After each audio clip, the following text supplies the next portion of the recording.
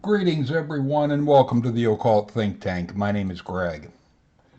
In this video, I am going to be talking about a subject that I have covered from just about every possible angle and ripped it apart from just about every possible angle. But I'm going to cover it again because it keeps coming up. That being this idea of hell. That if you don't believe, as the Christian will try to put forward, that when you die, you're going to have this hell bullshit. One thing that was mentioned to me, and I could see a lot of problems with it just from the outset of it, was this idea of people on their deathbed and having this idea of being on fire or whatnot and being hostile to religion and Jesus and all of that, and as if this is somehow proof that the person goes to this hell bullshit. I had pointed out fire is a chemical reaction of physical elements which is maintained by physical oxygen. But the religious person I was dealing with they straight up ignore science, reality, fact, because it doesn't fit their scare tactics. That's just the bottom line. What this is it is a way to try and intimidate others into thinking like you. Personally, as far as a hell type of myth or story, the Bible's version is very childish. It is all centered around physical pain and physical pleasure. One that is more intellectual and that would be not so much possible, but it's more believable, is from the TV show Lucifer. The idea of hell put forward in that TV show. That was one that I would have a harder time debunking, because the idea of it being not that a devil is torturing you, but you're torturing yourself because of the things you have done. That you keep reliving the same screw up that you did over and over and over again. Basically torturing yourself with your own guilt. It's all well and good, and that would, like I've said, that would be harder to debunk because that is all in your head. And if there would be some kind of afterlife, the thoughts that you would have would definitely have to follow you. Otherwise, you're not the same person. But that's not what the religious try to put forward. They want to try and act as if you are this physical body in this physical fire, physically burning forever. This is simply impossible. Number one, fire is a chemical reaction of physical elements which is maintained by physical oxygen. It all requires physical existence. The laws of physics as we know them, as they are in our world, in our universe. If you have a higher dimension, some kind of ethereal or other dimensional being, the laws of physics simply wouldn't apply in that dimension. There's no reason to think that they would. There's no reason to think that there would be oxygen. Because if you're some kind of energy being, you would have no need for oxygen. Because we need oxygen because that is how we live. Without oxygen, we would all suffocate. Our physical body could not survive without oxygen. Even animals that live in the water, they require oxygen. It just, their gills get the oxygen molecules from the water. They're still taking in oxygen. The thing is, if there would be some kind of spiritual existence, it wouldn't require oxygen, and if you don't have oxygen, you can't have fire. Not to mention, there is no reason to think if there would be an energy body or a spiritual body, which irks me because nobody that buys into this shit can define the word spiritual. They want to try and go to their stupid Bible as if that proves anything, but it doesn't. The thing is, when you go to the Bible and you look at what is there, the Bible terms things in physical ways. But this person tried saying that they know they're right because they have this Holy Spirit in them. There is no Holy Spirit. That is a concept that was made up by Christianity, or the Jesus figure, if you buy into the Jesus actually existing. I'm on the fence with that. I'm not sure, because we have no historical evidence supporting the existence of this Jesus. It's possible that it was Apollonius of Tyana, who was Greek, by the way, but that's neither here nor there. This person tried acting like this is written here, so that somehow proves that that is real, that he had said, well, you can read it for yourself. If you want to play that game with me, I can play that game of it is written right here, you can read it for yourself, that makes it true. Really? You want to play that game? Okay, fine. There is the idea that all you need is faith. Matthew 16:27, for the Son of Man shall come in his glory of his fathers with his angels, and then he shall reward every man according to their works.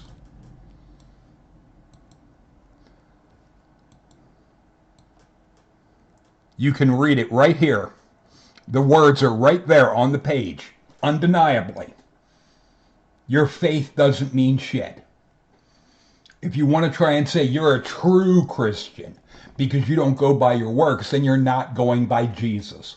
What you're going by, actually, is Paul. You're not a follower of Jesus, you're a follower of Paul. Paul was the one that put forward this idea that all that matters is faith. Not Jesus, Paul.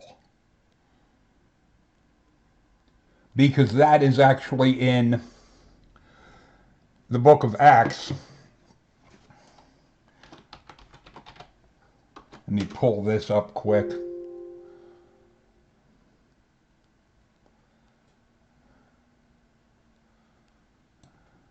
Where I think it's Acts, that it's not about faith. It's not about works lest anyone should boast, but it's about faith. Let me works.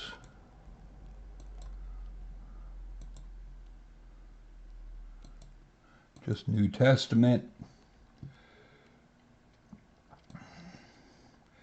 Because Paul was very big on not going, oh, it's actually Romans. Romans 3:27, where is boasting then? It is excluded. By what law? Of works? Nay, but by the law of faith. There is no law of faith. But the words are right there on the page. Paul pisses all over this aspect of works, never mind that Jesus had said in Matthew 16:27 that he will reward every man according to their works. So you have a clear contradiction between the words of Jesus, which were right there on the page where you could read them, the same logic that was used with 1 John. The words are right there. You can see it for yourself. That proves it. Well, with Jesus in Matthew 16,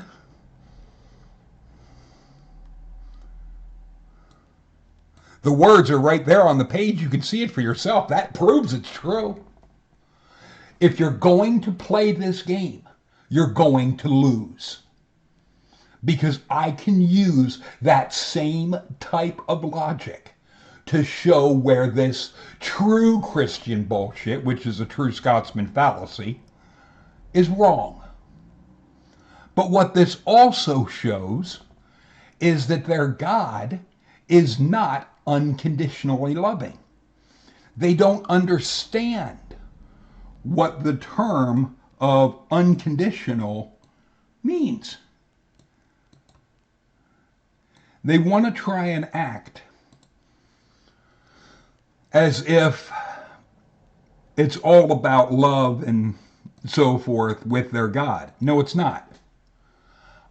Unconditional, positive regard, a situation in which the acceptance and love one receives from a significant other is not qualified. Conditional, a situation in which the acceptance and love one receives from a significant other is contingent upon one's behavior. Conditional is what Christianity is. The Christian idea of God and love is not unconditional love, it is conditional love. The ex that I lost, I loved her unconditionally. She didn't have to do a damned thing to get my love or deserve my love. The same with the cats that I had. I loved them unconditionally. They didn't have to do a fucking thing. Their existence was enough. There is nothing unconditional about Christianity. Christianity is 100% about control. It is no different than Vladimir Putin wanting to have his foot on someone's neck and controlling them. That is what Christianity is. And the reason somebody can have massive disdain for Christianity is because of the crap that it is advocating. The idea that you have to think like they want, or you're going to be tortured, burning forever, because you didn't think what you were told. This is sadistic, or you could even say satanic.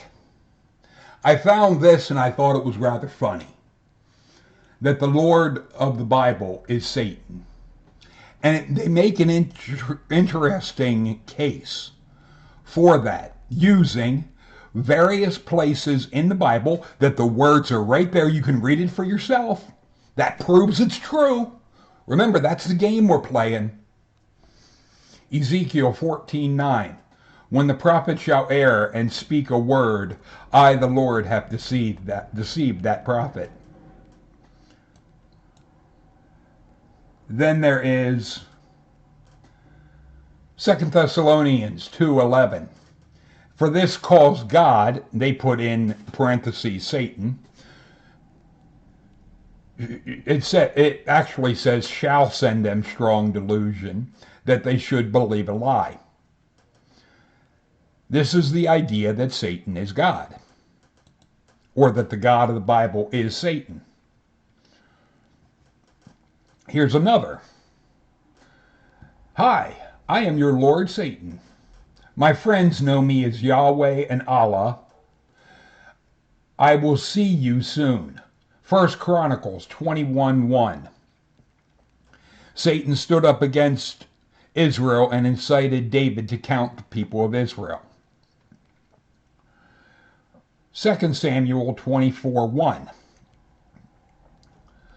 Again, the anger of Yahweh was kindled against Israel, and he incited David against them, saying, Go and count the people of Israel and Judah. Who incited this David to do this census? Two different places in the Bible. You can read it for yourself. The words are right there on the page. That proves it's true.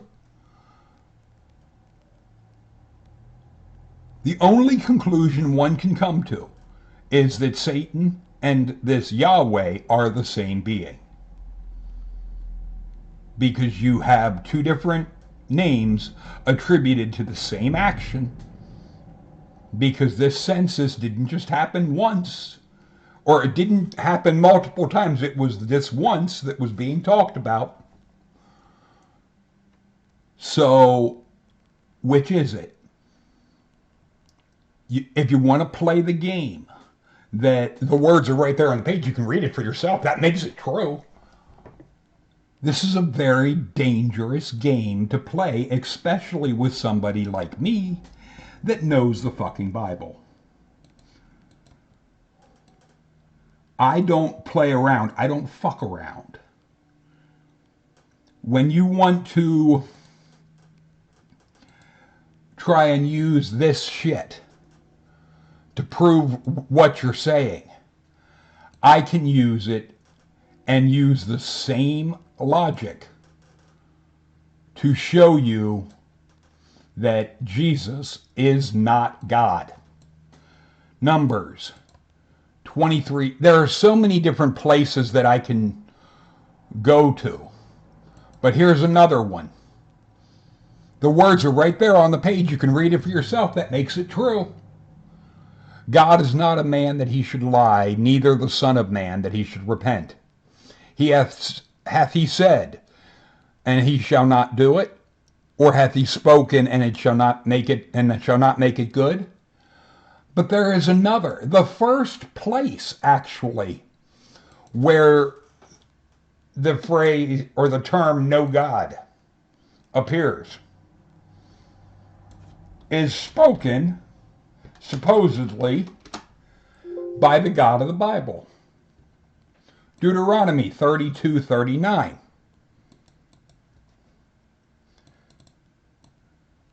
See now, I, even I, am he. There is no God with me. I kill, I make alive, I wound, I heal. Neither is there any that can deliver out of my hand. If there would be a Trinity, if there would be this 3-in-1 bullshit, why is there no man? Why is this here? That there is no God with me? Christians want to try and rip out the Old Testament and ignore things like this, where I can say, like he did, the words are right there on the page. You can read it for yourself. That makes it true. This is a very dangerous game to play with me, because I can show you where you are absolutely wrong, even going by your own logic. This is just the tip of the iceberg in regard to showing where what is in the Bible that is put forward by Christianity does not fit what is in the Bible and believed by Jews. I've interviewed an expert in Judaism, as those that have followed my channel very well know. I also find it interesting, and it is actually something that has disgusted me in many ways, with different videos that I've done and posted on BitChute and so forth, the anti-Semitic crap that I have seen of Christians or the religious having this anti-Semitic attitude towards Jews. I don't get it. I don't understand how people that want to try and claim to be following some enlightened path can be embracing a anti-Semitic hate-based mindset. I don't understand that. I don't see where those two can jive. But be that as it may, I have no ill feelings for Jews. I actually enjoyed the conversations I've had with Mark Powers, and I learned a lot from him. The thing is, you can't use the "it's written in this place so that makes it true." The Bible has been rewritten over and over and over and over again. It has been changed. Copies of translations of copies. The church changing what is there to fit their dogma. You can't just use the Bible as if that proves anything. It doesn't. Just because words are on a page, I can play that game. And as I showed you guys, if you play that game with me, you will lose. Because I can show where the words are on the page. That proves it's true. And that rips apart this idea of a 3-in-1, because the Godhead said there's no God with me. The words are on the page. You can see it for yourself. That makes it true. You cannot have a different standard for your claim and then for mine. No. That we ain't playing this. If the God would exist, and I did another video where I had said, if I would see a God when I die, the first thing I would expect that it would do would be distance itself from the Bible. That it wouldn't want to claim the aspects of the Bible, because if it wants to go by the Bible, I can crucify Jesus again and even show where someone being crucified, that they were basically rejected by the God, and that that he was accursed of God type of thing. And the idea of Jesus being innocent, absolutely not.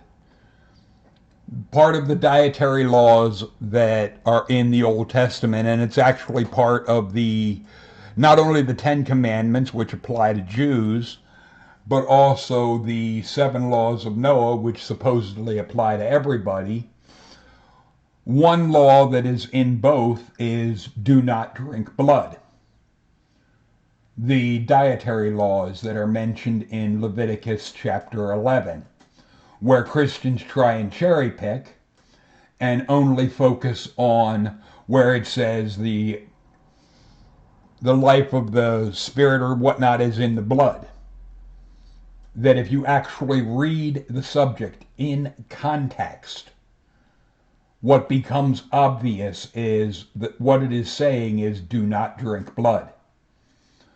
But Jesus turned around in the book of John, chapter 6, to say, unless you drink the blood of the Son of Man and eat his flesh, you have no life in you. Jesus is advocating for drinking blood, something that is expressly forbidden of Jews and non-Jews. So, Jesus sinned, point blank. that anyone that drinks blood according to the dietary laws is to be cut off. You cannot have this idea of Jesus being perfect. Not to mention, there is the aspect in the Old Testament that no one can pay for the sins of another. It is something I can show this in multiple ways.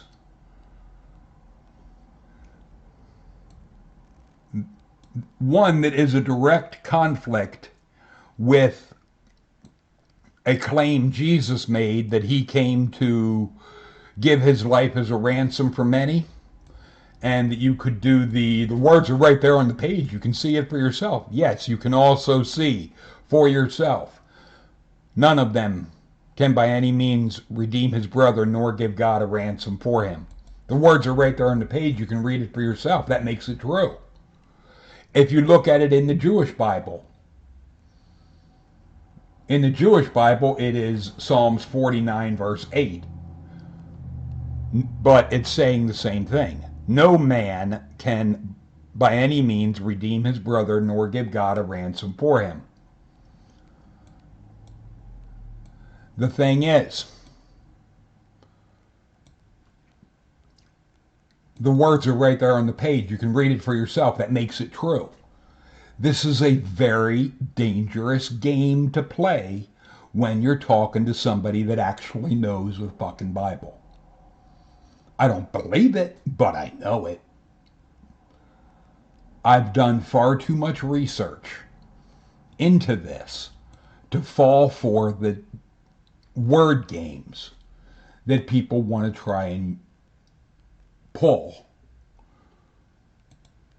The truth of the matter is,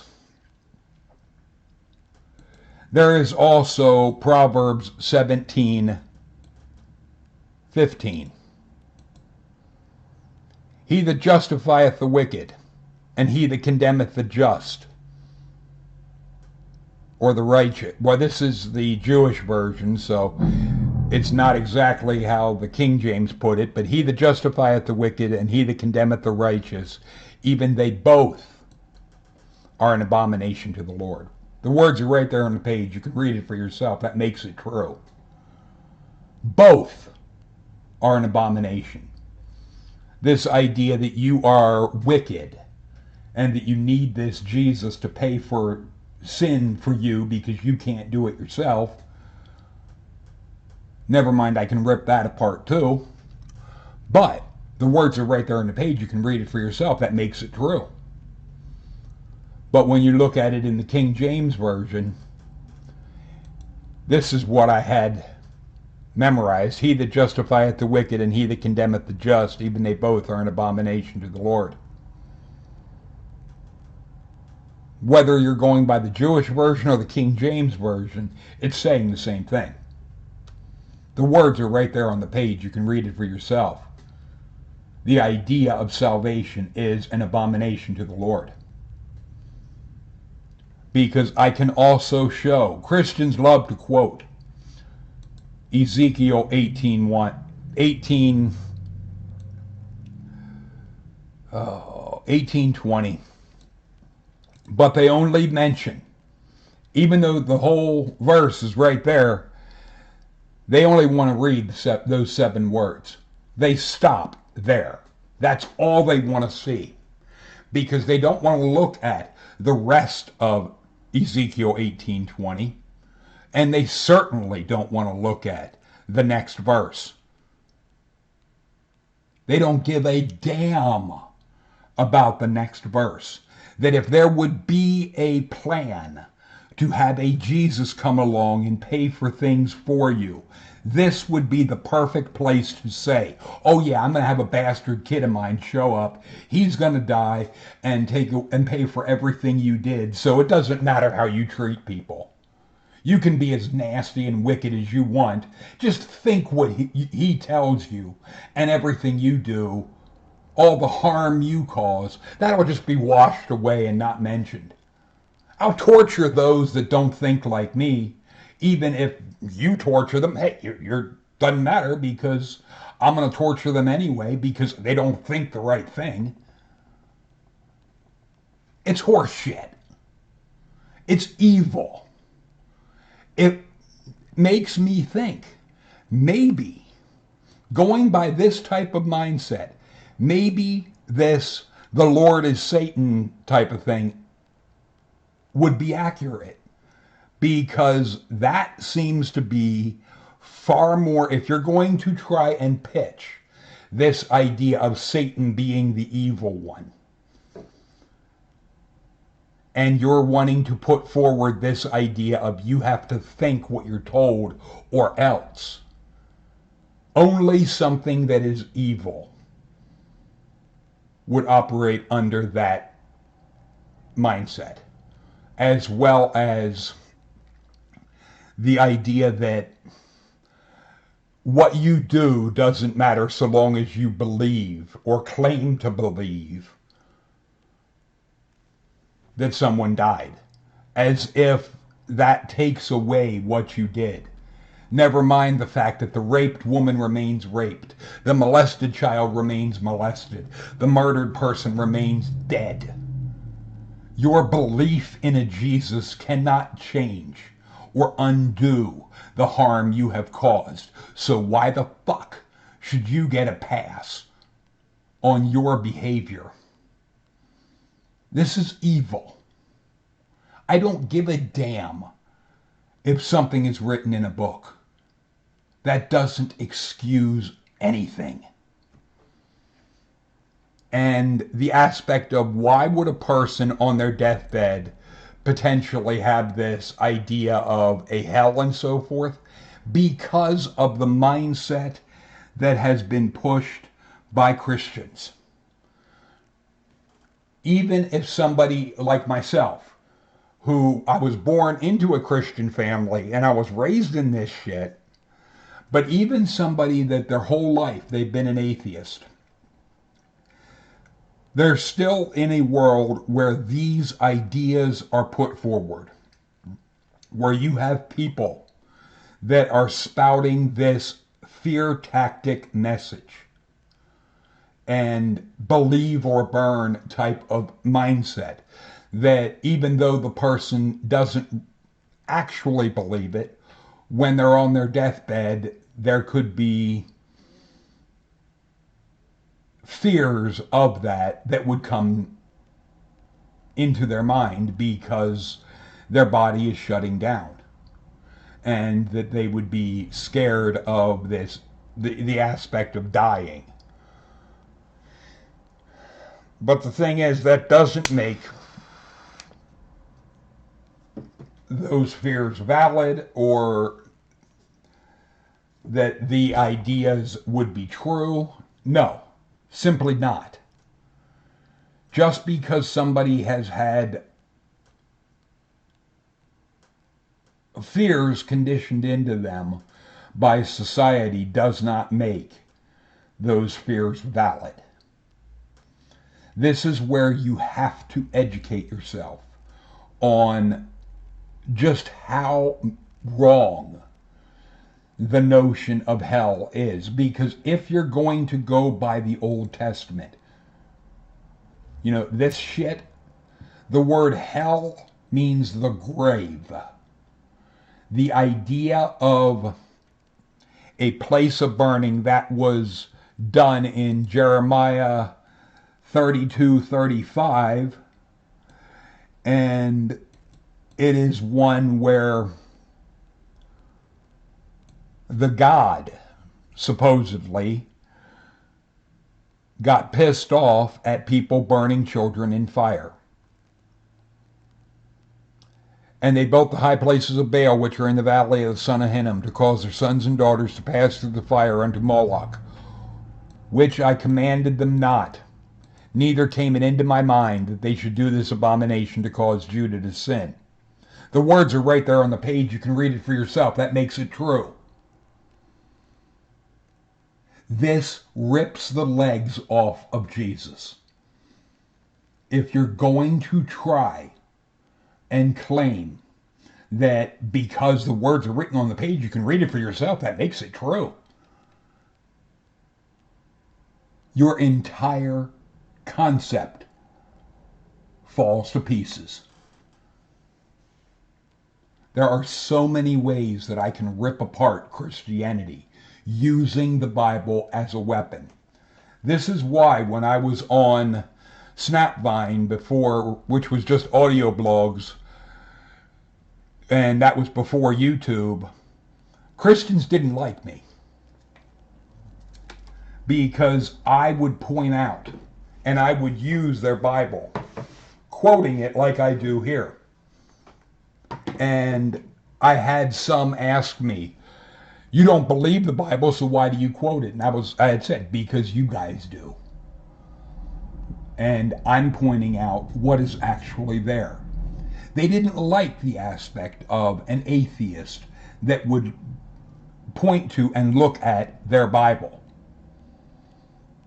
Because the Christians want to be able to distort it and take it and say, well, that's what's written, but it really means this. No, you can't do that. Then you're trying to rewrite this shit. And you're not going by the words that are on the page that you can read it for yourself. It's right there. That makes it true. No, you're wanting to rewrite it and distort it to being how you want. Which there is also a reference in the book of Revelation of what happens to those that change the Bible. But these Christians don't want to read that. They'll ignore that thread of, if you add to the Bible, the God will add the plagues that are mentioned in this book.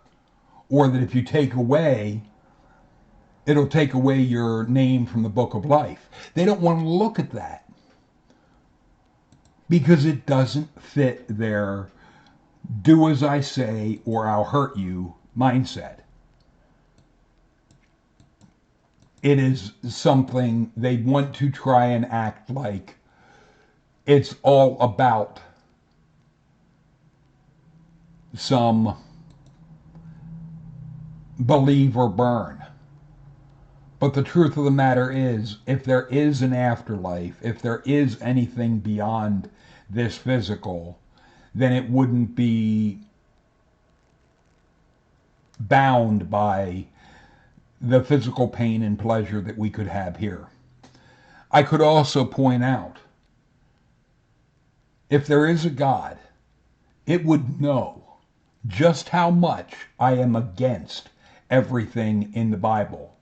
So why would it send someone to me to help me out when I was at my lowest point?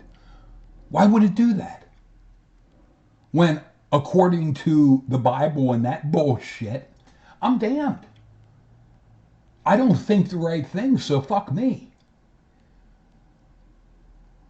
Whatever, if there is something higher, it didn't give a damn about my disbelief in it or any of that. And it would know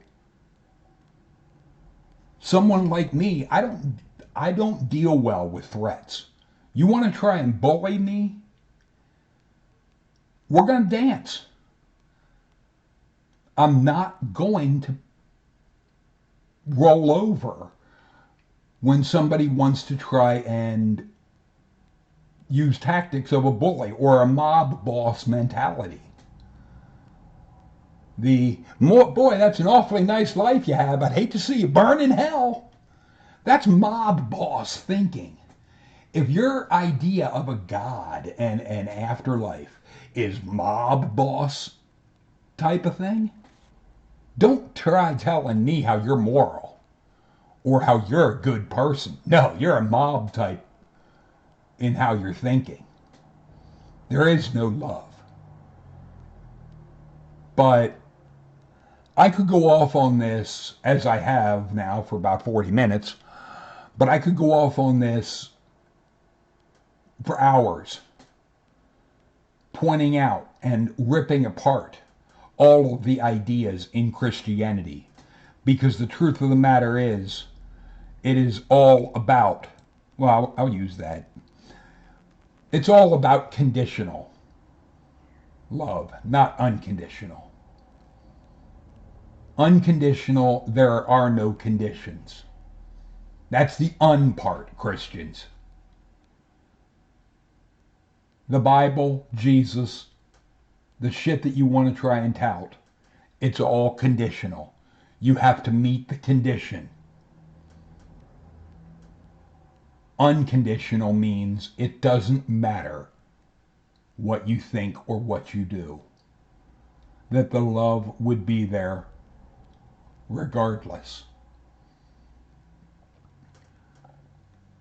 But feel free to leave your thoughts and comments in the comment section.